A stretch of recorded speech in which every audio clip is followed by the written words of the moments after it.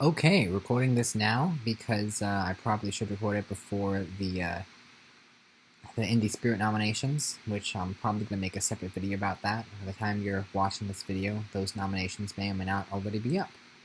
Um, so let's talk about a movie that I saw 2 days ago, Leave No Trace.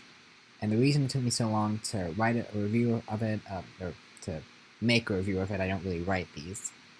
I used to kind of write out outlines anymore. Beside the point. But basically, the day I saw this, I had wanted to spend like some quality time with my mom, and so right after I saw this, I didn't watch this with her, but right after I saw this, I watched Anna Kendrick with the last 5 years. I watched the last 5 years with her, which is a pretty good movie. Um, so I kind of forgot about Leave No Trace, but actually that sounds kind of bad. I mean, I didn't forget about it. It's a great movie. It's just it wasn't the most recent thing on my mind. But make no mistake, Leave No Trace is a very, very good film. So this is a movie. It's got a female director, Debra Granik, who previously directed Winter's Bone, Oscar Best Picture nominee, the film that introduced Jennifer Lawrence to the world. I personally, I, I saw Winter's Bone years and years ago, and that was back when I was like pretty young, but I'm like, oh, I want to get into the Oscar scene. I want to see all these Oscar movies. So I watched a bunch of adult movies, and they were too old for me at the time. And I found a lot of them pretty boring. So I remember thinking Winter's Bone was boring. But maybe that was just because I was a lot younger back then, and I should probably go back and watch it now that I'm older. Especially seeing how Leave No Trace is a really good movie. So the movie is about a father and a daughter who are living on their own in the woods until the police find them and force them to adapt to a more normal lifestyle. And I don't want to give away exactly what happens, but the directions that this film goes in, it's very, very good. And I think it's a very good screenplay. They do a good job of not giving too much exposition. So there's certain things that you don't know and certain things that you have to try and infer based on the characters' reactions. And a lot of it does come through not just in the writing but also in the acting. Thomasin McKenzie. This talk about a star to be.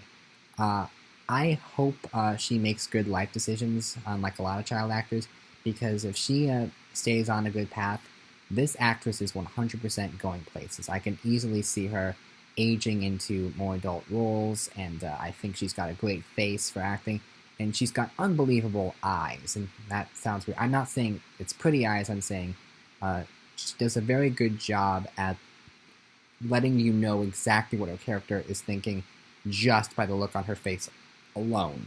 So I'm sorry, I'm burping in the middle of this.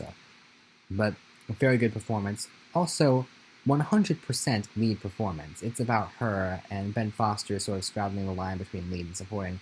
But they're pushing him lead and her supporting it anyway, which is weird and really, really blatant category fraud. Some of the most blatant I've seen this year, at least. And of course, Ben Foster is also very good. I saw him in Hell or High Water. I think he was my personal winner that year for Best Supporting Actor. And then his character in this movie is very, very different from the character he played in Hell or High Water. So he's a very, very diverse actor. And an underrated actor, I feel. He should get more Oscar-worthy roles. I hope the Oscars recognize him at some point. But anyway, what really makes this movie stand out for me is the direction. Debra Granik, man, like this woman is a incredibly talented director, and I hope the Oscars recognize her. If not with this movie, then with her next one. What she does in this film, she does a really good job at making the woods at the beginning of the movie look and feel very homey, like natural. Like this is the comfort zone for the main characters. It doesn't feel too foreign to us. It feels perfectly natural. And then once the characters are in the more modern world, I don't know how they do it. If it's the way it's framed or just the lighting or whatever it is, but they make this normal world seem very alien, and they make it seem very uncomfortable to the main characters. And then later, when the characters, not spoiling too much away, when they try and go back into the woods, it feels welcoming, but at the same time more hostile than it did before. And it's very, very good direction to give these locations different meanings based purely on the mindset of, I believe, the character of Thomasin, because the whole movie is told primarily through her eyes. And there's a lot of mystery about Ben Foster's character. And yeah, I think that's what I have to say. It's a very, very good film. And we see the father-daughter dynamic. It's good. We see them trudging through the woods. We feel the very real relationship, and we feel, at times, the danger.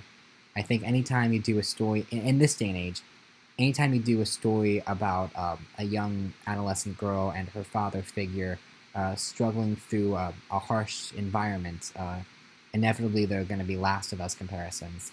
And this is a very good one. This is a very good movie, and I don't even know why I brought it up. It's just something that crossed my mind. It stands on its own very well. It's a very, very good film, and I look forward to seeing it maybe get some Indie Spirit nominations soon. Okay, that's my review. See you later.